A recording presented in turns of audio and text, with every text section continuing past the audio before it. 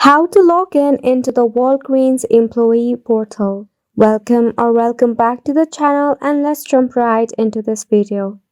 Starting off, launch a browser and search for Walgreens Employee Login and give it a search.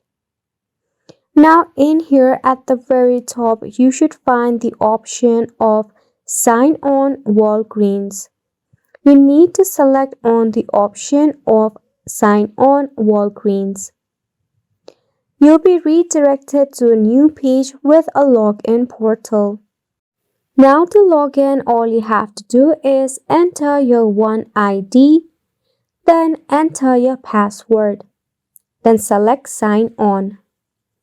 Tap on Forgot Password if you have forgot your password of your account.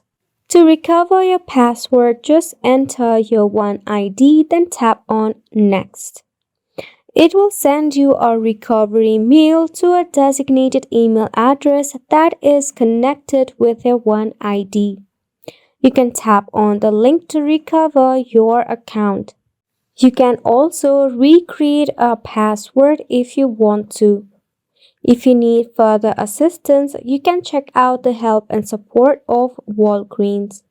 And that is all for the video as well. Thank you so much for tuning in.